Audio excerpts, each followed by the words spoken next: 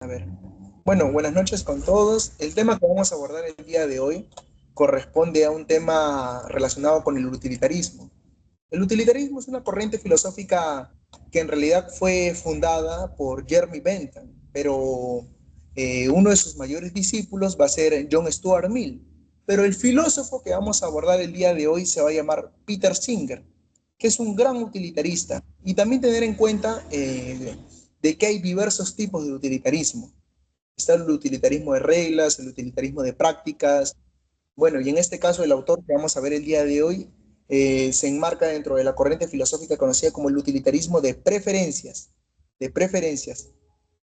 Ah, ya. Bueno, vamos a abordar un poco en qué consiste el utilitarismo, porque tal vez puede ser que no lo recuerdes, pero vamos a dar nociones generales y en base a ello comentar el tema que vamos a abordar el día de hoy. Que el tema que vamos a tocar el día de hoy simplemente es sobre el aborto y el infanticidio. El aborto y el infanticidio. Y además lo vamos a tocar desde la perspectiva de Peter Singer, de Peter Singer. Peter Singer, ahora todo lo que te voy a comentar, ¿de dónde lo saco? Peter Singer tiene un librito que se llama así, Desacralizar la vida. Aquí está, este es. En este libro, Desacralizar la vida humana, Peter Singer toca el problema del aborto. Toca el problema del aborto en uno de sus capítulos. Y en base a ello es la referencia bibliográfica por la cual yo me voy a basar para este tema. Ahora, pero ¿qué es un utilitarista primero? ¿Quién mejor que el propio Peter Singer para que defina qué es un utilitarista? Aquí está en la frase que podemos apreciar a la mano izquierda, en rojito. Un utilitarista es o significa juzgar las acciones como correctas o incorrectas de acuerdo a si tienen buenas consecuencias. Es decir, intentar hacer lo que tenga las mejores consecuencias para todos los afectados. Ese es el utilitarismo según Peter Singer. Peter Singer va a partir de esa visión filosófica y ética.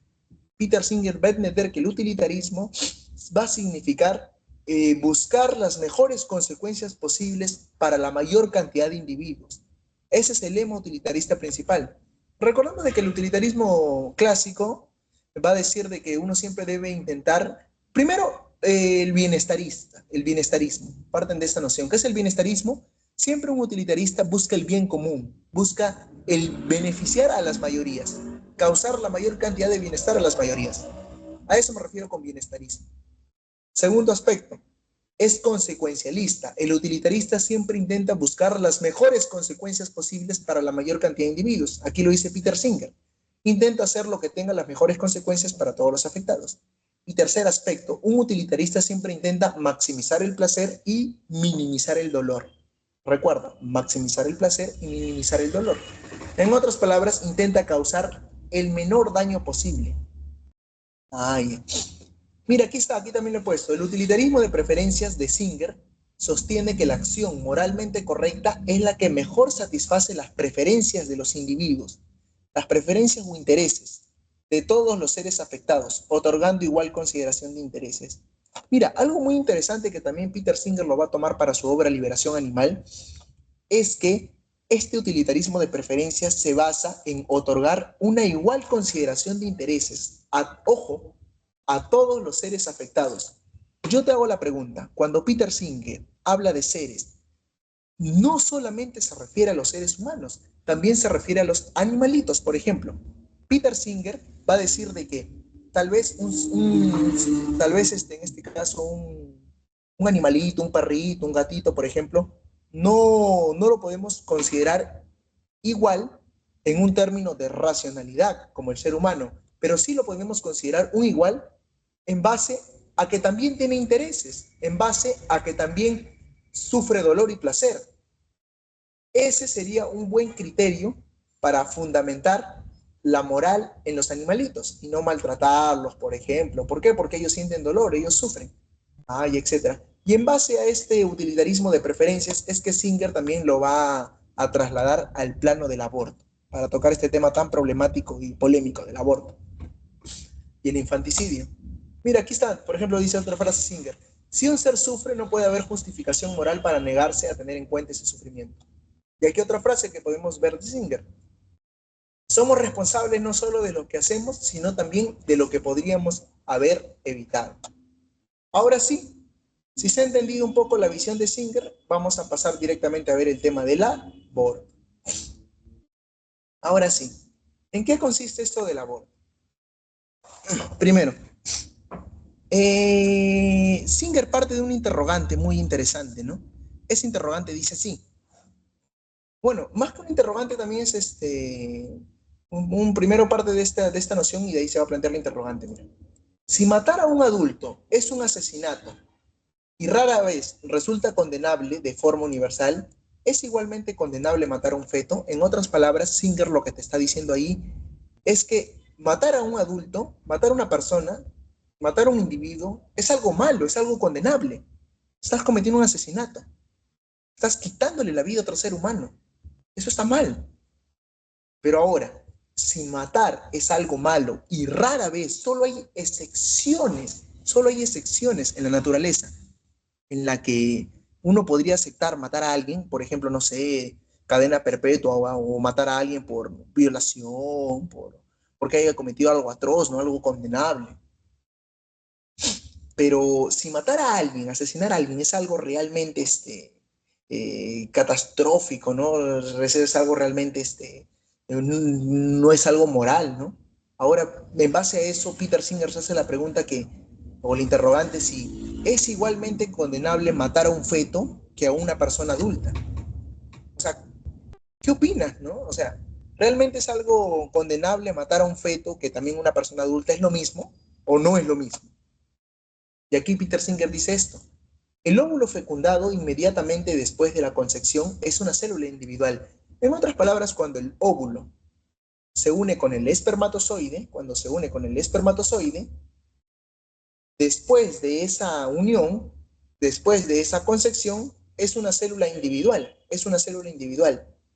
Y es difícil, es algo muy complicado entristecerse por la muerte de esa célula individual. ¿Por qué? Porque, por ejemplo, ¿no? Todos los días de nuestro cuerpo, muchas células de nuestro cuerpo están naciendo y están muriendo por un proceso llamado apoptosis celular y se van regenerando todos los días por un proceso llamado mitosis celular. La mitosis, que es el proceso de división celular. ¿Cómo es eso? A ver, te comento. No sé si tú te has bañado, cuando te bañas muchas veces, por ahí ves que sale algo llamado carca, vulgarmente lo llaman la carca, ¿no?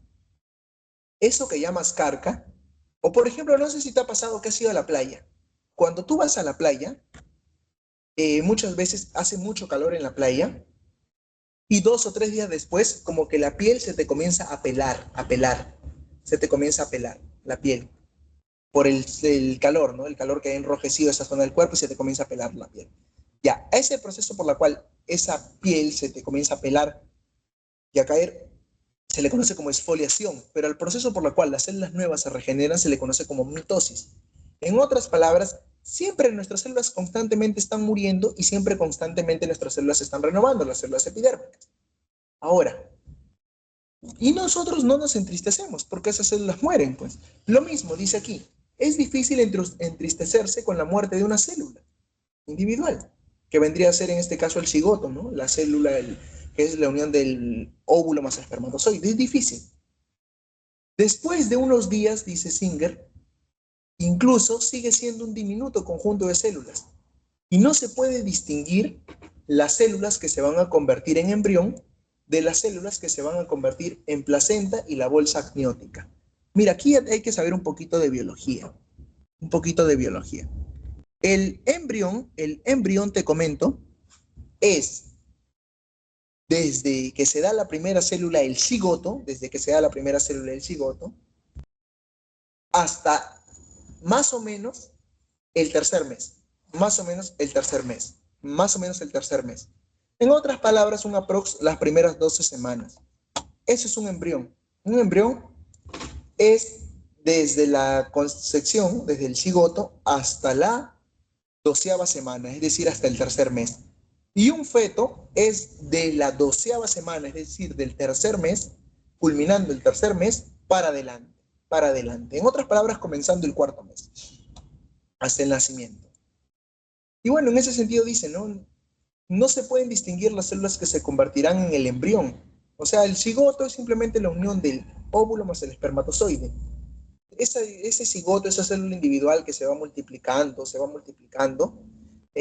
no se puede distinguir correctamente cuáles son las células que se van a convertir en el embrión de las células que se convertirán en la placenta. Recordemos que la placenta es esa bolsita que cubre, ¿no?, al embrión, y de la bolsa amniótica tampoco. Y dice que, mira, a los 14 días, justo a los 14 días después de la concepción, el primer rasgo anatómico aparece. Y es en esta fase el embrión no puede sentir dolor ni estar consciente. En otras palabras, a los 14 días, por más que aparezca el primer rasgo anatómico para diferenciarlo, a pesar de eso, el embrión ni puede sentir dolor ni puede estar consciente. Y ahora, ¿por qué te comento esas características del dolor y la conciencia? Te dije que en un principio Peter Singer era utilitarista, y como Peter Singer era utilitarista, le daba mucha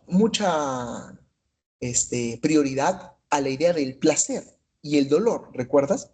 Y en ese sentido, por eso Peter Singer va a decir de que en el aborto, para Peter Singer, te voy dando como adelanto, él sí va a estar de acuerdo con el aborto, pero ojo, va a estar de acuerdo solo en ocasiones excepcionales, es decir, va a estar de acuerdo con el aborto, pero en ocasiones muy específicas, y en estas ocasiones muy específicas va a decir de que se le debe causar el menor dolor posible.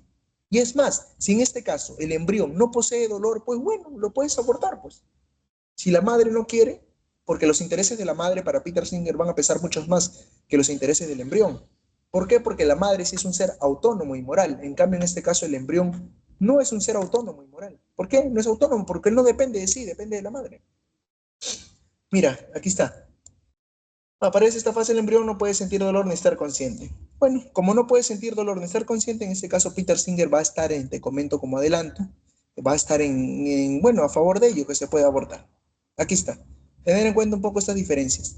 El embrión se caracteriza desde la semana 1 hasta la semana 2, es decir, los primeros 3 meses. Y el concepto de feto es iniciando el cuarto mes, desde la treceava semana, hasta el nacimiento. Nota, mira. Peter Singer sostiene que la moralidad del aborto depende de las capacidades del feto. En otras palabras, el aborto va a poder se va a poder dar o no se va a poder dar. Eso va a depender del caso y del contexto, y además de la moralidad, que la moralidad del aborto depende de las capacidades del feto. En otras palabras, si el feto tiene capacidad de sentir dolor, tiene capacidad de ser consciente, Peter Singer va a decir de que es mejor no abortarlo. Y además, si es que quieres abortarlo, pues bueno, hay que utilizar los métodos o procedimientos menos dolorosos posibles. Como utilitarista que es, intenta reducir el dolor al mínimo. Ahí está. Las capacidades que va a tomar en cuenta del feto, ¿cuáles son? La conciencia y la capacidad de sentir. Más que del hecho de pertenecer a la especie humana. Mira, Peter Singer hace una crítica muy interesante. Peter Singer dice de que aquellas personas que, por ejemplo, están a favor del aborto, pero dicen de que hay personas que están a favor del aborto, ojo, pero discrepan en sus argumentos. Por ejemplo, yo puedo estar, por ejemplo, mira, te doy un ejemplo, mira. Por ejemplo, a mí me puede gustar el chaufa y a ti también te puede gustar el chaufa. Pero, por ejemplo, yo te puedo decir, a mí me gusta el chaufa, ¿por qué? Porque tiene papas fritas y le echan jodó. Así me gusta a mí el chaufa. Y tú me puedes decir, no, a mí me gusta el chaufa porque le echan más ajonjolí y además tiene bastantes trozos de pollitos pequeños. O sea, a ambos nos gusta el chaufa, sí, pero ambos discrepamos con esa opinión. ¿Por qué? Porque a ambos nos gusta el chaufa, sí, pero nos gusta por diferentes motivos. Lo mismo, Peter Singer va a estar a favor del aborto, pero va a discrepar con otras opiniones. Va a discrepar, por ejemplo, con la opinión de que deberías estar a favor del aborto por el simple hecho de que la especie humana es la más valiosa. No, Peter Singer va a discrepar con ello. Para Peter Singer va a estar a favor del aborto, ¿por qué? Porque bueno, el aborto va a depender de las capacidades del feto. Por eso va a estar a favor del aborto. Si el feto no tiene capacidad de sentir dolor, ni tampoco va a tener conciencia, pues bueno, abórtalo. Ah, ya. Y bueno, en ese sentido, si tú planteas de que el ser humano no debe abortársele, por ejemplo, no debe abortársele porque pertenece a la especie humana, Peter Singer, eso es caer en un especismo. ¿Qué significa el especismo? Que por el hecho de ser humano, significa que eres superior a otras especies, como por ejemplo un perro, un gato, etcétera. Ah, ya. Bueno, Peter Singer va a estar en contra de ello, va a estar en contra de ello. Ahora, en general, mira, considera que el aborto puede ser moralmente aceptable, especialmente en las primeras etapas de embarazo, cuando el feto aún no posee esas capacidades, capacidades de dolor, de placer. Hasta ahí, ¿cómo vamos? ¿Todo claro o algo no quedó, algo quedó en duda? ¿Cómo vamos? Perfecto. A ver, mira. Primero, Peter Singer, para cuestionar estas ideas del aborto, y bueno, para cuestionar este debate, porque es un tema muy polémico, es más, se dice que es un tema de bioética, más que de ética, porque se toma en cuenta la vida del ser humano. Y bueno, en ese sentido, hay dos posiciones, siempre hay dos posiciones en todo, las personas que están a favor y las personas que están en contra. Incluso aquellas personas que dicen ser indiferentes terminan formando parte de una de estas dos capas o dos estratos, o bien de los que están a favor o bien de los que están en contra. En temas de moral es bien complicado ser indiferente, no se puede ser indiferente en temas de moralidad. O bien se está a favor o bien se está en contra. Ya, ¿cuáles son las dos posiciones que van a debatir? Por un lado están los conservadores y por otro lado están los liberales. Mira, por un lado están los conservadores y por otro lado están los liberales. Estas son las dos posiciones que van a debatir. Conservadores versus liberales. Conservadores versus liberales. Esas son las dos posiciones que van a debatir sobre el aborto. Primero, ¿qué es lo que dicen los conservadores? Lo más importante que tú debes aprender aquí es que los conservadores van a decir esto, que en realidad el ser humano es lo mismo que el embrión y que el feto, solamente que se trata de un proceso gradual, así como el adulto es lo mismo que el niño, solamente que un niño envejecido, por así decirlo, el adulto es lo mismo que el niño, lo mismo, el niño es lo mismo que el feto y el feto es lo mismo que el embrión, solo que se trata de un proceso gradual, es decir, un proceso por grados, grado 1, grado 2, grado 3, embrión, feto, niño, joven, adulto, anciano, etc. Ah, eso dicen los conservadores. En otras palabras, no hay ninguna línea evidente ni línea divisoria entre el óvulo fecundado y el niño. En otra, así de manera sencilla. No solamente entienden que es un proceso gradual los conservadores, sino que también plantean de que el feto es un niño en el fondo, pero es un niño en potencia. En otras palabras, disculpe, el feto es un niño, pero se va a dar en potencia. El feto en potencia puede llegar a convertirse en niño. De ahí que el feto tiene vida potencial, porque puede llegar a ser niño, puede llegar a convertirse en niño. Ah, ya. Por ello que los conservadores dicen de que se trata de un proceso gradual, un proceso gradual. Es decir, no hay un momento obvio donde aparezca el valor moral completo. En otras palabras, los conservadores dicen de que no hay un momento exacto, no hay un momento fijo donde se pueda comprobar dónde es que aparece el dolor, la conciencia, la capacidad de sentir placer, dolor, etcétera. Dónde es que aparece la conciencia, dónde es que aparece, por ejemplo, la capacidad de moralidad, etcétera. O sea, no hay un momento exacto, no hay un momento obvio para ello. No se puede saber, dicen los conservadores. Simplemente es un proceso gradual. Para los conservadores existe es otro término claro, una continuidad biológica, una continuidad biológica. ¿Por qué? Porque no hay un momento exacto donde aparezca una nueva entidad. El desarrollo es gradual. Los conservadores sostienen que debe sostenerse la vida desde el inicio, es decir, desde el cigoto, desde que está el cigoto, desde ahí debe sostenerse la vida. O sea, si protegemos al adulto, también debemos proteger al niño y también debemos proteger al feto y por ende también al embrión y viceversa. ¿Por qué? Porque son etapas de un mismo individuo. Ah, ya. Es algo así como un argumento bicondicional, ¿no? Si proteges al adulto, debes proteger al niño y por ende también al feto y por ende también al embrión. Y si proteges al embrión, también debes proteger al feto y también por ende al niño y por ende al adulto. Y parten de este argumento, ¿no? Bueno, es malo matar a un feto. Primera premisa. Segunda premisa. El feto es un ser humano inocente. Y tercera premisa. Es malo matar a un feto humano. Mira, lo más importante aquí de la posición conservadora dentro del aborto es que ellos plantean que hay una especie de continuidad biológica, y además ellos plantean de que no hay ninguna línea divisoria y que es un proceso gradual. Esos son los tres argumentos más importantes. No hay línea divisoria, se da bajo un proceso gradual y hay una continuidad biológica, ¿no? Y listo, pasemos a los liberales. En el caso de los liberales, plantean algo muy interesante, algo muy contrario a los conservadores.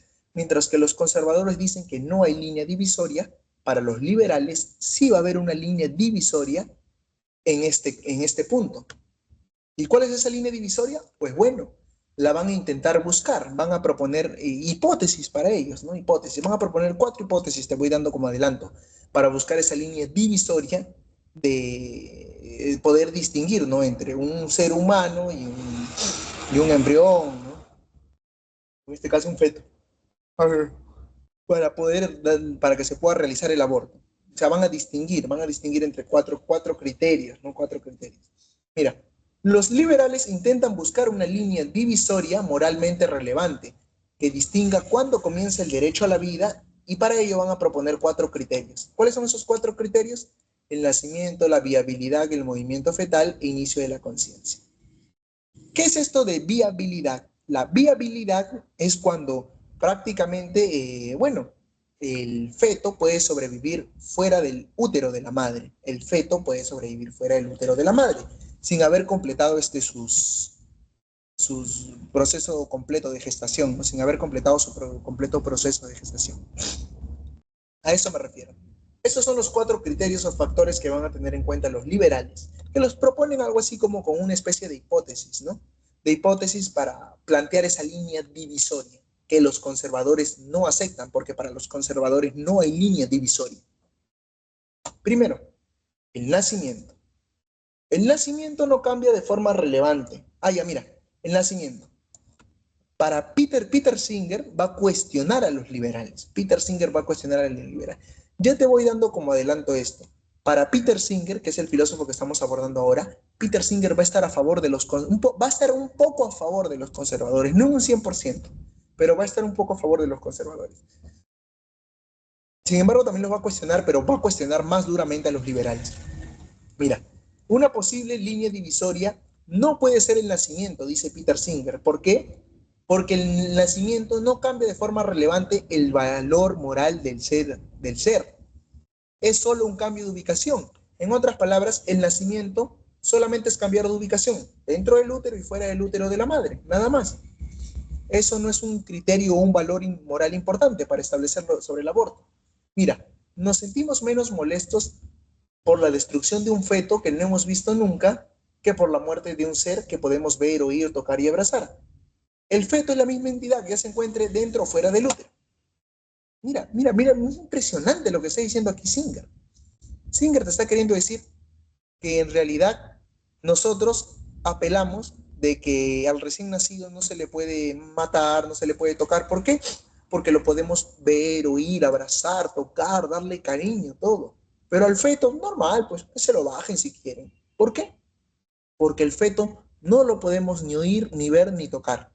Y en ese sentido, bueno, normal que aborten, pues. Por eso tal vez a muchas personas no les preocupa mucho el tema del aborto, ¿no? ¿Y qué es lo que juega aquí? Juegan factores psicológicos. Y eso no se debería tomar en cuenta, Peter Singer. Lo que se debería tomar en cuenta son los factores morales, ya que el recién nacido posee capacidades similares, ya que el feto y el recién nacido poseen capacidades similares. Ahí está, mira, Peter Singer cuestiona de que el nacimiento no es una línea divisoria. ¿Por qué? Porque el feto y el recién nacido poseen capacidades similares. Poseen capacidades similares. Por ello que Peter Singer va a decir que el nacimiento no es un criterio moral sólido para determinar el derecho a la vida. Ah, ya. De modo, si vas a abortar o vas a vivir, eso no debería estar basado en factores psicológicos, de que si yo lo he visto, lo puedo ir a abrazar, o de que si no lo he visto y no lo puedo ir a abrazar, no, sino que debería estar basado, sustentado en un criterio moral relevante. Y Peter Singer no cree que ese criterio moral relevante sea el nacimiento. Ay. ¿Por qué? Porque esta idea del nacimiento está más relacionada a factores psicológicos, a factores obviamente psicológicos. A ver, el término de viabilidad. ¿Qué es la viabilidad? Se trata del feto viable en igualdad con el niño recién nacido de forma prematura, en la misma etapa del desarrollo. Ya mira, sencillito. La viabilidad es el criterio por el que la capacidad del feto para sobrevivir fuera del útero depende del avance de la medicina. No sé si has visto o has escuchado sobre esta idea en la cual hay, hay bebés que no llegan, bueno, hay fetos que no llegan a poder cumplir su proceso completo de gestación. Y como no llegan a poder cumplir su proceso completo de gestación, nacen de forma prematura, es decir, nacen a la cantidad de meses completos que deberían llegar, nacen antes de la cantidad de meses completos que deberían llegar. Y bueno, como nacen antes, eso significa nacer de forma prematura. Pero Singer dice que este criterio de la viabilidad, porque de la capacidad del feto para poder sobrevivir fuera del útero, eso depende mucho de los avances tecnológicos. Eso depende mucho, por ejemplo, de la medicina, de la obstetricia, etcétera, de la tecnología y de los recursos disponibles de la época. Por eso, más bien, Peter Singer va a decir de que la viabilidad no es un factor relevante para poder considerarlo como un criterio moral dentro de este debate del aborto. Por ello, considera que la viabilidad no puede determinar por sí solo el valor moral del feto. ¿Por qué? Ya que cambia según el lugar y la época, y no por una característica propia del feto. O sea, algo tan importante como el derecho a la vida no debería depender de los avances tecnológicos. Por tanto, la viabilidad es un criterio arbitrario. La palabra arbitrario quiere decir que es un criterio convencional, porque cambia según las circunstancias tecnológicas y no según las características intrínsecas del feto. En otras palabras, Peter Singer va a criticar este criterio de la viabilidad a los liberalistas. ¿Por qué? Porque este criterio depende mucho de los avances tecnológicos, depende mucho de cómo va progresando la medicina. Ah, ya. Y no depende de las características intrínsecas más bien del feto. Por ello que la viabilidad no puede ser un criterio moral para una línea divisoria. Sigamos el siguiente argumento. El movimiento del feto. El movimiento del feto. Peter, bueno, aquí recordemos un poco, hagamos un poco de historia, ¿no? Según la teología católica tradicional, es decir, los primeros teólogos de la iglesia, ellos creían o pensaban de que el movimiento, cuando el, el embrión daba sus primeros movimientos dentro de la barriguita de la mamá, es prácticamente ese era el momento del movimiento fetal. Bueno, se pensaba que este era el momento del movimiento fetal. Ya. Justo en ese momento se pensaba que es donde entraba el alma, donde entraba el alma.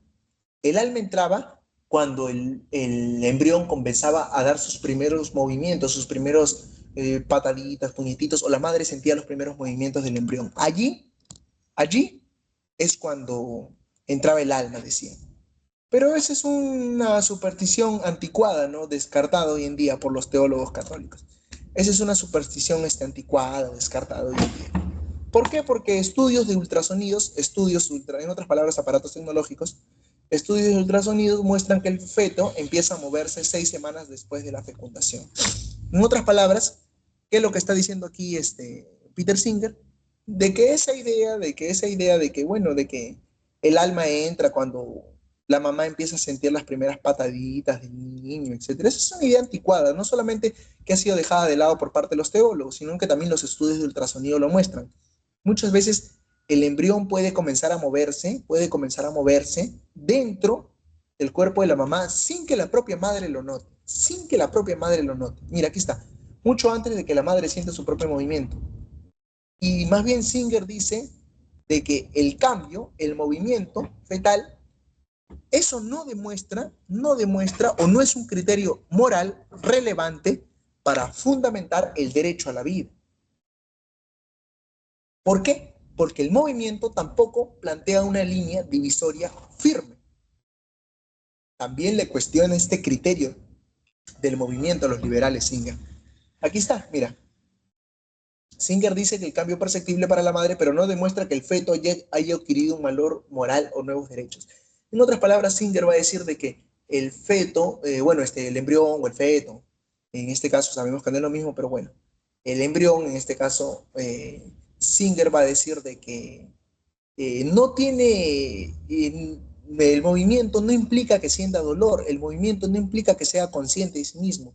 Y si no implica ello, entonces, pues bueno, no es un criterio relevante para poder fundamentar esta idea del aborto, del derecho a la vida, ¿no? O bien abortarlo, o bien el derecho a la vida, que pueda seguir preservándose. Y bueno, va aquí a refutar al último criterio, el criterio de la conciencia. Este es el único criterio por el cual Singer está de acuerdo con los liberales, porque para Singer, el hecho de que tenga conciencia, ese sí es un criterio moral relevante. ¿Por qué? Porque aquí Singer lo dice, mira, Singer considera que la conciencia es un criterio moral más importante que la potencialidad.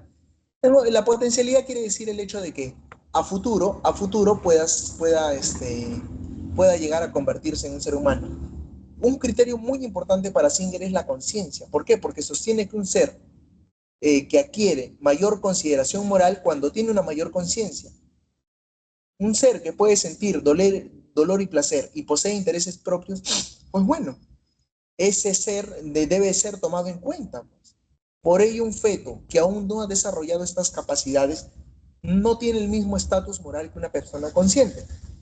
A ver, en otras palabras, así sencillito. El único criterio relevante para Singer que toma de los liberales es la conciencia. El movimiento fetal, la viabilidad y el nacimiento no son criterios relevantes para Singer. El único criterio relevante es la conciencia, nada más. ¿Por qué? Porque la conciencia te otorga la capacidad de sentir dolor y placer. Además, te otorga la capacidad de saber lo que pasa a tu alrededor.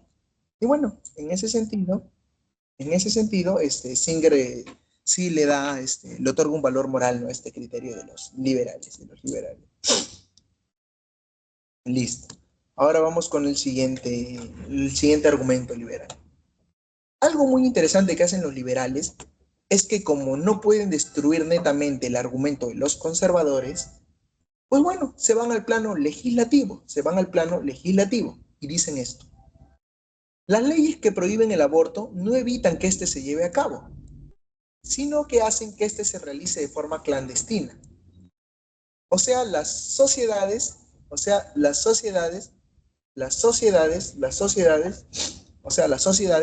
muchas veces hay sociedades que prohíben el aborto. No, el aborto es algo pecaminoso, el aborto es algo que no se debe llevar a cabo. No, no, no, mejor hay que prohibirlo. Las sociedades conservadoras prohíben el aborto. Y Singer dice de que más bien eso no va a evitar de que el aborto se lleve a cabo, sino va a hacer que se realice de forma clandestina. Y los abortos practicados por personas no calificadas a menudo tienen como resultado graves complicaciones médicas y a veces la muerte. En otras palabras, si el aborto no se da por un profesional, no se da con la ayuda de un profesional, pues bueno, eso puede terminar ocasionando la muerte, de repente te lo ves en una hemorragia, posparto, etc. La madre puede morir desangrada y demás. Mira, y aquí parte algo muy interesante, ¿no? El argumento de las consecuencias de la legislación restrictiva. Así se le conoce este argumento. Argumento de las consecuencias de una legislación restrictiva. En otras palabras, si tú restringes de que las personas no aborten, al contrario, las personas van a seguir abortando. Por ahí va a haber mujeres que abortan de forma clandestina, pero eso más bien las puede perjudicar a ellas mismas. ¿Por qué? Porque cuando no abortan con un profesional calificado, eso puede desencadenar en una muerte. Ahí está, mira. El único propósito por el cual se puede legítimamente ejercitar el poder sobre cualquier miembro de una comunidad civilizada contra su voluntad es impedir que se haga daño a otros. Ah, ya, eso es un poquito ya más para el plano político, legislativo. Ese es el principio de perjuicio planteado por el filósofo John Stuart Mill. John Stuart Mill decía de que nadie puede obligarte a actuar de una manera que tú no quieras. Nadie te puede impedir ello. A menos que esa acción que tú vas a cometer va a hacer daño contra otros. A menos, esa es la única forma en la cual pueden impedir. Mira, aquí está. No se le puede obligar a alguien a hacer algo o a abstenerse de hacer algo, porque será en su beneficio, porque le hará más feliz, o porque actúa de esa forma, o porque actuar de esa forma sería acertado o incluso injusto. En otras palabras, nadie debe intervenir en tu vida, solo a menos que quieras hacer daño a otros. Pero en otras palabras, nadie debería intervenir en tu vida. Porque, por ejemplo, yo te puedo decir, no, Mariela, mañana no vayas a la universidad. ¿Por qué? Porque, por ejemplo, no, mañana no vayas a la universidad. ¿Por qué? Porque la clase es aburrida, porque el profesor no creo que venga o venga tarde, etcétera. Nadie te puede impedir eso. Nadie, nadie. Ay, en eso consiste el principio del perjuicio. A ver, ¿es competencia de derecho? Se hace la pregunta, ¿es competencia de derechos? Mira, en una sociedad pluralista deberíamos tolerar a aquellos que no comparten nuestras posiciones morales. En otras palabras, si alguien no comparte la misma visión moral que tú tienes sobre el mundo, pues bueno, déjalo, pues. Y dejar que la decisión de abortar a la interesada. Es decir, el argumento presupone que el aborto no daña a nadie más. Singer utiliza el principio de Mill como forma de evitar las dificultades de resolver la polémica ética sobre el aborto. Es dar por sentado que el aborto no daña a otro. Algo muy interesante. Singer lo que está haciendo es tomar el argumento del principio de perjuicio de Mill para trasladarlo al plano del aborto. En otras palabras, Singer algo así estaría diciendo. Como uno no está dañando a otro ser humano con abortar, pues bueno, que lo haga. ¿Por qué? Porque en este caso el embrión no tiene dolor, no tiene conciencia de sí mismo, no puede sufrir placer ni dolor. Pues bueno, hay que abortarlo, pues no estás dañando a otro ser humano. El aborto entonces debería ser permisible. Sin embargo, aquí está cayendo en una falacia conocida como la falacia de la petición de principio. La conclusión ya está incluida en las premisas. La conclusión ya está incluida en las premisas. Aquí está cayendo en una falacia. Listo, vamos a ver a la filósofa Judith Thomson. Es una feminista, es una feminista. ¿Qué plantea Judith Thomson? A ver, Judith Thomson. Judith Thomson va a plantear el argumento del violinista, el argumento del violinista. ¿En qué consiste este argumento del violinista? De manera sencilla, así te lo cuento. Imaginemos de que, por ejemplo, tal vez una persona despierta de la noche a la mañana porque la han secuestrado. Una persona despierta de la noche a la mañana porque la han secuestrado. Despierta conectada a un violinista, a que le pueda donar sangre este violinista y esté conectada al violinista, porque es la única persona que puede salvar al violinista. La han secuestrado y despierta conectada a un violinista y le dicen que tiene que quedarse 9 meses cuidando a este violinista. Y ahora Judith Thomson, por ejemplo, en base a este caso, se va a hacer la pregunta, ¿es realmente correcto eso? ¿Se le debería obligar a una persona que esté cuidando 9 meses a otra sin su autorización? ¿Es realmente aceptable esto? Ese es un poco el argumento del violinista, que lo vamos a ver más detallado. Mira, aquí está, vamos a ver un argumento más, el argumento de la competencia de derechos, que ya lo habíamos visto un poco en la diapositiva anterior, ¿no? El argumento de la competencia de derechos sostiene que en el aborto existen dos derechos que pueden entrar en conflicto. El derecho de la mujer a decidir sobre su propio cuerpo y autonomía y el derecho del feto a la vida. Ah, mira. ¿Qué es más importante?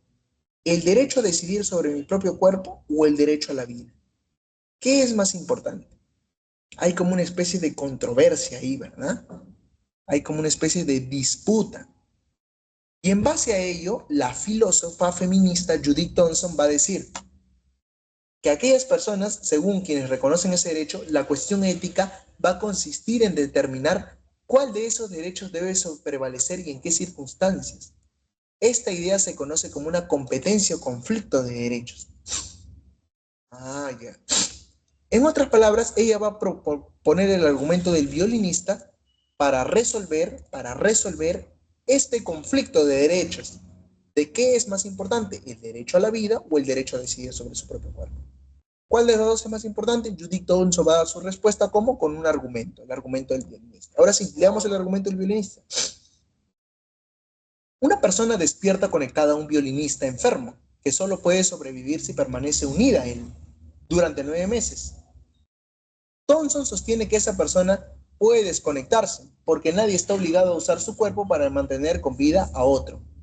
Aunque el violinista tenga derecho a la vida, eso no significa que tenga derecho a usar tu cuerpo sin tu consentimiento. Por ello, el derecho a la vida no implica que esté obligada la madre a continuar el embarazo si no lo desea.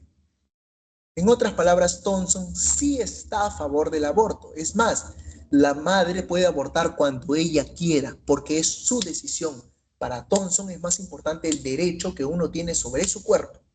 Nadie puede obligarte a hacer o actuar algo sin tu consentimiento. Nadie puede obligarte a continuar un embarazo que no deseas. Ese es el planteamiento de Thompson.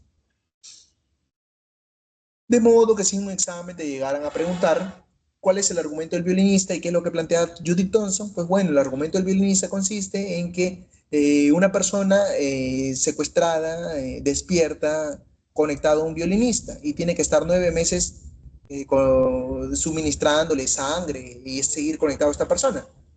Pero Judith Thompson utiliza este argumento ¿para qué? Para demostrar de que es más importante el derecho a elegir sobre uno mismo que el derecho a la vida. ¿Por qué? Porque no puedes obligar a una persona embarazada a seguir manteniendo la vida de alguien que no desea tener. Es más importante los derechos o las preferencias de la madre. Ah, ya, mira. Aquí dice, mira, el utilitarismo, es decir, el utilitarismo rechazaría la teoría de los derechos que se apoya a Thompson. ¿Por qué?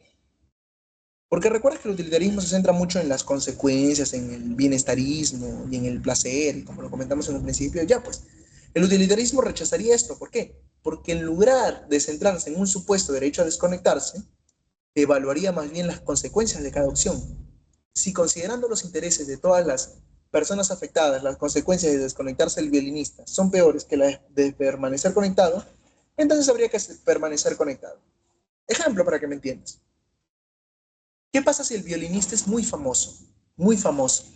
Incluso si, por ejemplo, este violinista es tan famoso que si algunas personas se enteran de que el violinista fallece, estas personas se suicidarían, algunas personas se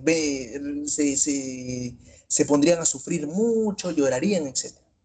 En cambio, si alguien si fallece, la persona que está suministrándole sangre, y está conectada al violinista, si fallece esta persona, pues bueno, a lo mucho llorarían sus familiares, ¿no? Nada más. ¿Por qué? Porque no es famoso, pues. En cambio, el violinista sí es famoso. Y un utilitarista estaría de acuerdo de que sí, que siga conectado. ¿Por qué? Porque es mayor la cantidad de placer que va a surgir en los individuos, porque si el violinista vive, va a poder seguir tocando su música en su violín, pues, y va a causar una mayor cantidad de placer en los individuos. Y es más, en cambio, si el violinista muere, muchas personas van a sufrir, muchas personas se van a suicidar por su muerte del violinista, porque no van a poder soportar. Es más, su familia quizás también si no controla muy bien sus sentimientos, puede llegar a suicidarse, etcétera. ¿Qué puede pasar? Pero los utilitaristas evalúan mucho las consecuencias. Es decir, para el utilitarismo la decisión correcta depende de las consecuencias, no de un derecho absoluto sobre el propio cuerpo. En otras palabras, los utilitaristas evalúan primero las consecuencias y de ahí en segundo plano los hechos. Ay. ¿Qué tal? ¿Hasta ahí? ¿Vamos bien? ¿Vamos bien? ¿Se va entendiendo lo que explico? ¿Sí? ¿O alguna duda? Perfecto, perfecto. Mira, algo que hemos ido analizando hasta aquí, hasta este momento, es que ninguna de las respuestas liberales, de los 4 criterios que hemos dado, el del nacimiento, el de la viabilidad, el del movimiento fetal, bueno, y en el caso de la conciencia sí, pero ahí hay algunas cosas. Ninguna de estas respuestas liberales cuestionó la primera premisa del argumento conservador, de que es malo matar a un ser humano inocente. La debilidad de la primera premisa del argumento conservador consiste en que descansa en nuestra aceptación de la categoría especial de la vida humana, el valor de la vida del feto. Los fetos no son personas en término humano, puede entenderse de dos maneras. Ah, ya mira. Lo que va a hacer aquí Peter Singer en todo este párrafo que he leído es que realmente no se ha podido cuestionar la primera premisa, ¿no? De que sí es malo matar a un ser humano inocente. No se ha podido cuestionar esa premisa de los conservadores. Y como no se ha podido cuestionar esa premisa de los conservadores, hay que primero ver qué es lo que se entiende por ser humano. ¿Se entiende por ser humano? ¿Hay un solo concepto para entenderse por ser humano? ¿O hay de repente tal vez 2 conceptos en los cuales se puede entender qué es un ser humano? Y aquí está, mira. Singer dice de que el término humano puede entenderse de 2 formas, de 2 maneras. Una, pertenecer a la especie Homo sapiens, Otra, ser una persona. En otras palabras, humano se puede catalogar desde el término biológico. ¿Por qué? Porque pertenece a la especie Homo sapiens. O también humano se le puede entender como una persona. Ahora, si ser humano se identifica con persona, entonces la premisa de que el feto es un ser humano entendido como persona es falsa. ¿Por qué? Porque el feto es cierto que pertenece a la especie de los Homo sapiens, pero no necesariamente es una persona. ¿Por qué no es una persona? Porque el feto, por ejemplo, no tiene autonomía. ¿Acaso el feto puede caminar por sí solo? ¿Acaso el feto puede alimentarse por sí solo? ¿Acaso el feto tiene conciencia de dolor y placer? Quizás sí, quizás no, pero no se sabe en el fondo. Es decir, el ser humano y la persona no significan lo mismo. Mira, un feto pertenece a la especie humana, pero no necesariamente posee las características que definen a una persona humana. Por ejemplo, el feto no tiene conciencia de lo bueno y de lo malo. No tiene conciencia de lo bueno y de lo malo. Y si no tiene conciencia de lo bueno y de lo malo, pues bueno, no se le puede responsabilizar moralmente de algo. Ah, ya. Y recuerda que en ética, para considerar una persona moral, se evalúa tres criterios: que tenga que tener responsabilidad moral, libertad moral y conciencia moral. Si no tiene estos tres criterios, no se le puede considerar una persona moral, sino más bien sería una persona, en este caso, amoral, ¿no? Una persona amoral, por ejemplo, es un recién nacido, por ejemplo, los orates, los locos son personas amorales. Ah, ya. Por ello, un feto pertenece a la especie humana, sí, pero no necesariamente es considerado una persona. ¿Por qué? Porque no tiene las características que la definen como persona. Mira, aquí lo más importante es tener en cuenta de que el hecho de que el feto pertenezca a la especie humana no significa que sea considerado como persona. De ahí que ser humano se le puede entender de dos maneras distintas. Ser humano, que como pertenece a la especie humana desde un punto de vista biológico, o se le puede entender como persona. Eso es lo que dice Peter Singer, que la palabra humano se puede entender desde dos ámbitos. Si pertenece a la especie biológica, bacán, es cierto, el feto pertenece a la especie biológica de Homo sapiens, pero no es una persona. ¿Por qué? Porque en este caso no tiene las características de una persona, como la libertad moral, responsabilidad moral, autonomía, conciencia moral, etc. Hasta ahí. ¿Cómo vamos? Vamos bien, ¿verdad? Perfecto, perfecto. Si hay algo que no se entiende, con toda duda, con toda confianza, las preguntas en el chat. Listo. Vamos con lo siguiente. Vamos a analizar directamente el concepto de feto y las polémicas que se van dando. Y hay bastante para analizar, hay bastante. Especismo. ¿Qué es el especismo?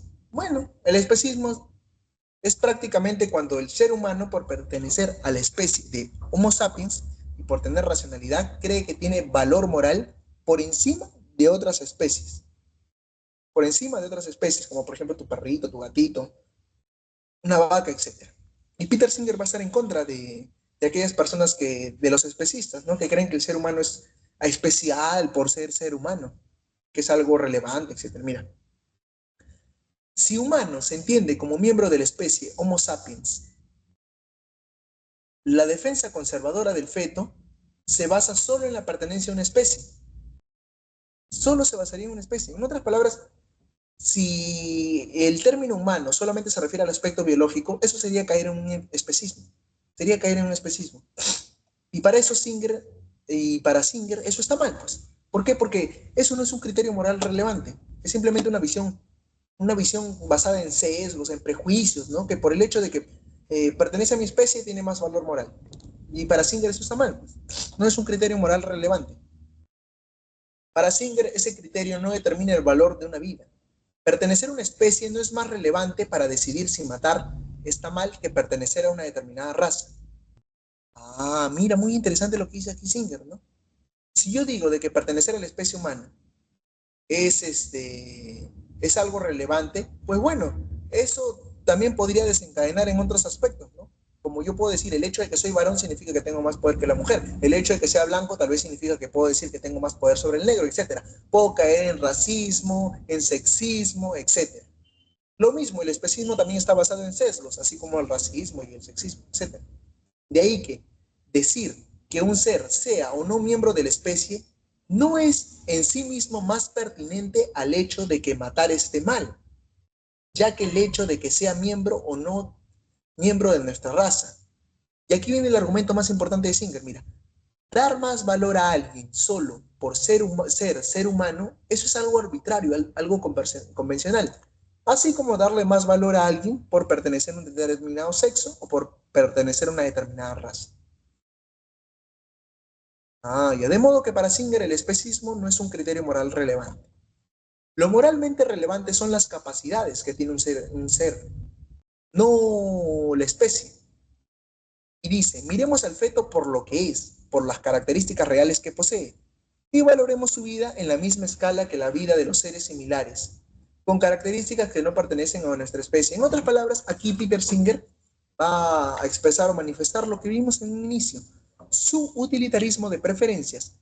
Su utilitarismo de preferencias se basaba en la consideración de los intereses, en la consideración de que cada ser tiene diversos intereses. Debemos fijarnos en ese aspecto. Mira, valoremos su vida en la misma escala que la de la vida de los seres similares con diferentes características que no pertenecen a nuestra especie. Eso está intentando decir. Que hagamos una comparación justa.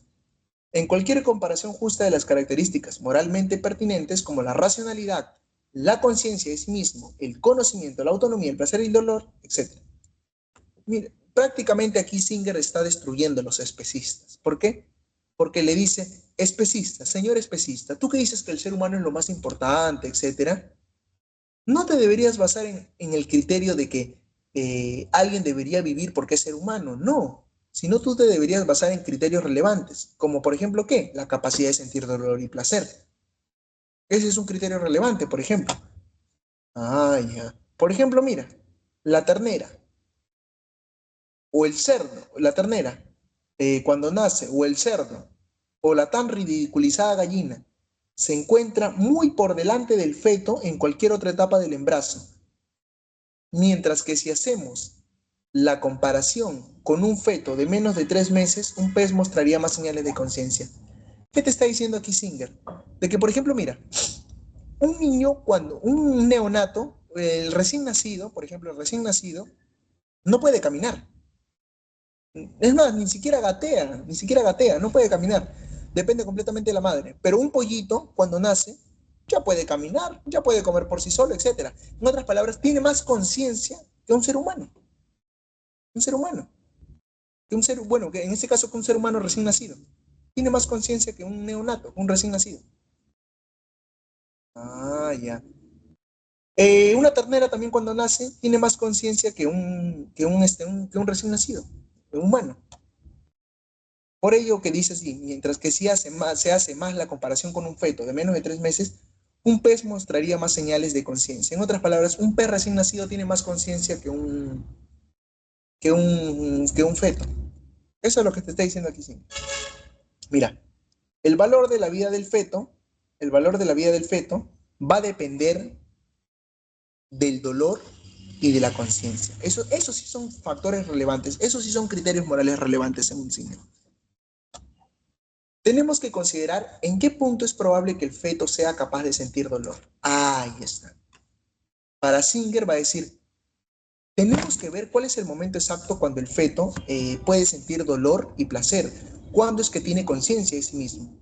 Hasta que esa capacidad exista, un aborto termina una existencia que no tiene valor. En otras palabras, se puede abortar normal, con toda tranquilidad, mientras todavía no existe la capacidad de sentir dolor y placer.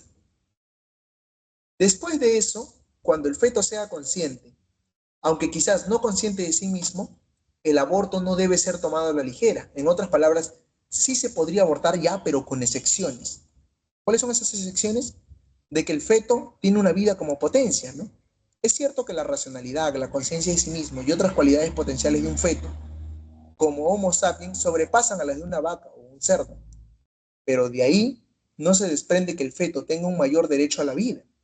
Es decir, que no hay ninguna regla que diga que una X potencial tenga el mismo valor que una X. De manera sencilla, el hecho de que el feto va a llegar a ser un adulto no significa de que prácticamente el feto es lo mismo que un adulto, pues. Porque no lo es, pues. El feto no es lo mismo que un adulto. Si bien es cierto, es un adulto en potencia, ¿no? Pero, pero no lo es, pues no es un adulto, no es un adulto. Por ejemplo, tú, tal vez ahorita en potencia eres madre, pero quizás no lo llegues a ser. ¿Qué tal de repente tal vez eres infértil, etcétera? Ah, ya, estás en potencia de ser mal. De modo que por eso te digo, aquí está, una X potencial no tiene el mismo valor que una X, o que tenga los derechos de una X. Listo, vamos con la siguiente parte. El FET, ya, este es un argumento de un tal Ramsey. Ramsey. El argumento de Ramsey es muy interesante. ¿Por qué? Porque parte de esta noción. El argumento de Ramsey parte de esto. Parte de esto. Ramsey dice esto. Mira. El feto como entidad única e irrepetible. Ramsey. La fusión del espermatozoide y el óvulo crea una partícula de información que es irrepetible. Por tanto, toda destrucción de la vida fetal debería ser considerada como un asesinato. Este es el argumento que va a lanzar Ramsey. Ramsey dice de que, bueno, el cigoto, que es la unión de el óvulo más espermatozoide, es una partícula irrepetible, única e irrepetible. De modo que asesinarla, de modo que matarla, es prácticamente algo atroz y debería ser considerado como un asesinato, como una destrucción de la vida fetal. Eso es lo que dice Ramsey. ¿Por qué? Y bueno, ¿por qué? Porque es una partícula de información única e irrepetible. Pero ahora, si nos basamos en el argumento de Ramsey, el feto de un perro también es genéticamente único, pues. El feto de un perro también es genéticamente único. El feto de una vaca también es genéticamente único. El feto de un gato también es genéticamente único. Y en base a ello podemos hacernos la interrogante, ¿no? ¿Quiere esto decir que está mal el aborto de un perro, como el del humano? ¿Pensaría Ramsey entonces que es permisible practicar un aborto sobre uno de los dos gemelos homólogos? Y bueno, ¿qué te está diciendo con estas interrogantes Singer? De que ser genéticamente único, de que ser genéticamente único no basta para demostrar que el aborto es un asesinato, pues otros fetos también lo son. O sea, como el feto del perro, el feto del gato, también son genéticamente únicos. Y eso no basta para demostrar que el aborto es un asesinato. Ah, ya. Y aquí Singer lanza un argumento muy interesante. Este argumento ya es de Singer para refutar a Ramsey. Dice algo así. Supongamos que una mujer que desea ir a escalar aborta. Una mujer va a un paseo a escalar montañas y en ese proceso aborta. Sin embargo, toma una célula del feto abortado y posteriormente se la reimplante en su útero. Toma una célula del feto que abortó, toma una célula, la extrae, la toma y se la vuelve a reimplantar en su útero. Se la vuelve a reimplantar en su útero con los avances de la tecnología de hoy en día. ¿Eso sería una forma aceptable de aborto? O sea, ¿realmente eso sería una forma aceptable o no? Peter Singer dice, dudo que lo fuera, dudo que lo fuera. Para muchos que se oponen al aborto, la singularidad genética presenta dificultades como el criterio moral y casos como la posibilidad de reimplantar células. Demuestran que la unicidad genética no resuelve. Ya. En otras palabras, aquí Singer te está diciendo de que la cuestión genética no tiene un valor moral, no tiene un valor moral relevante para este tema del aborto. ¿Por qué? Porque, bueno, si planteamos de cuestiones genéticas, podríamos hacer lo que dice aquí, ¿no? Reimplantarse, una mujer decide ir a una escala, decide ir a escalar, aborta en ese proceso y se reimplanta una célula del feto que ha abortado, ¿no? Y ya está, se resuelve el problema.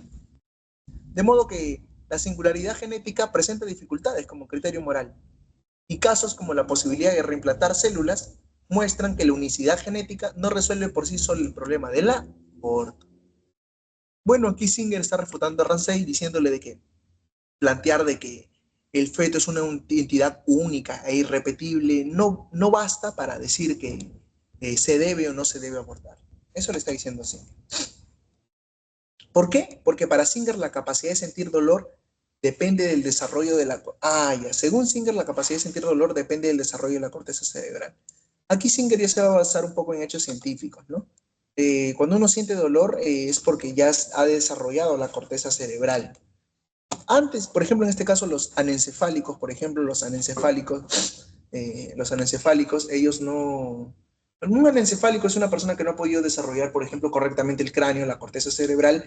Ellos no sienten dolor, por ejemplo. Ellos no sienten dolor. La anencefalia es una enfermedad muy interesante, ¿no? O sea, es por una especie de el tubo neural no se cierra correctamente y todo ello. Pero eso ya tiene que ver con cuestiones biológicas. Pero así de manera sencilla, mira, dice Singer, antes de las 18 semanas no está lo suficientemente desarrollada la corteza cerebral.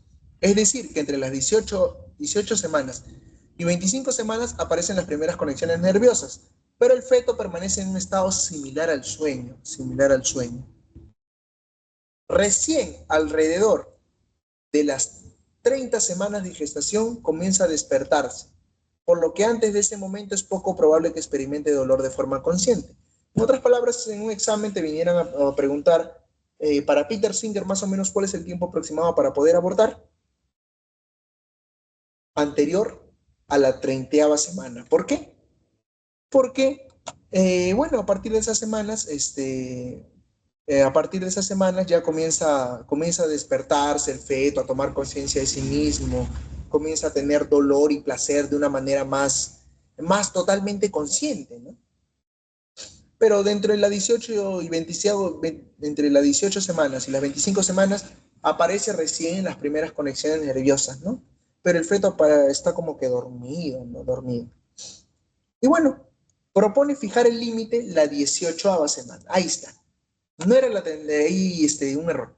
No era la 30ª semana. La 18ª semana es el límite o la línea divisoria que tanto buscaban los liberalistas, dice Singer. Esa es la 18ª semana. Cuando el cerebro comienza a recibir señales, cuando el cerebro comienza a recibir señales relacionadas con la conciencia. Antes de este momento, no existe ninguna base para creer que el feto necesite ser protegido de una investigación. En otras palabras, antes de la 18ª semana, que vendría a ser algo así, 4, 8, 12, 16, antes de 18, las primeras 18 semanas es 4 meses y medio. Antes de que se cumplan los 4 meses y medio de gestación, para Singer se puede abortar con toda normalidad, con toda normalidad. Antes de que ese momento no existe ninguna base para creer que el feto necesite ser protegido de una investigación que le perjudique, ya que el feto no se le puede perjudicar después de este periodo. El feto sí que necesita que se le proteja de posibles daños. Después de esas 18 semanas, sí se necesita de que se le pueda proteger al feto de posibles daños. Incluso, mira, los abortos que se producen después de ese periodo, después de las 18 semanas, cuando haya dolor de por medio, se podrían justificar si el resultado... En otras palabras, mira, aquí Singer lo que va a decir es algo así. El aborto después de la 18ª semana sí se puede justificar, sí se puede dar a cabo, pero siempre y cuando para evitar un sufrimiento mayor. Recuerda que Peter Singer es utilitarista. Ejemplo, salvando la vida de un niño que padece un trastorno inmunológico o curar una enfermedad del Parkinson, tal vez un grupo de personas, o la de Alzheimer. Es decir, si su utilización podría justificarse, solo podría justificarse la utilización de un aborto 18 semanas después, de 18 semanas después de la concepción, sí es que es para salvar vidas o para tratar enfermedades graves, pero no está justificado, por ejemplo, para la comercialización del tejido fetal, quizás. Para eso no está justificado. Listo, vamos con la siguiente parte. Aborto e infanticidio. ¿En qué consiste el aborto e infanticidio? Pues bueno, Singer dice de que se debe admitir que los argumentos se aplican tanto al recién nacido como al feto. Tanto al recién nacido como al feto. ¿Por qué? Porque el feto y el recién nacido, como lo vimos hace un instante, no depende de que esté fuera o dentro del útero de la madre, ¿no? No depende de ese criterio del nacimiento, no, sino que el feto y el recién nacido tienen capacidades similares. De modo que un bebé de una semana no es un ser racional y consciente de sí mismo, y por lo tanto existen muchos animales no humanos cuya racionalidad, conciencia de sí mismo, conocimiento, capacidad de sentir. Por ejemplo, un gorila cuando nace tiene más conciencia que un ser humano recién nacido, que un ser humano recién nacido. Eso es lo que está diciendo aquí Singer. Aquí está, mira. Aquí está. Existen muchos animales no humanos cuya racionalidad, conciencia de sí mismo, conocimiento, capacidad de sentir exceden a las de un bebé humano con una semana o un mes de recién nacidos. Si el feto no tiene el mismo derecho a la vida que una persona, parece que el recién nacido tampoco. Pues. Parece que el recién nacido... Es decir, un neonato, o sea, un recién nacido, aún no posee plenamente las capacidades como racionalidad o autoconciencia. Por ello se cuestiona si tiene derecho a la vida diferente del feto. En otras palabras, Singer aquí te está diciendo que un recién nacido, incluso un recién nacido, podría asesinarse, podría asesinarse. ¿Por qué? Porque todavía no tiene las mismas capacidades, no tiene la capacidad de autoconciencia plenamente, un criterio moral relevante, no sabe distinguir entre el bien, el mal, correcto, incorrecto, etc. Por ello se cuestiona que la vida del recién nacido tenga un valor absoluto. O sea, el recién nacido no es que necesariamente tenga un derecho a la vida absoluta, no. Y además dice Singer que muchas personas aceptan ciertos argumentos sobre el feto, pero rechazan sus consecuencias cuando se aplican al recién nacido.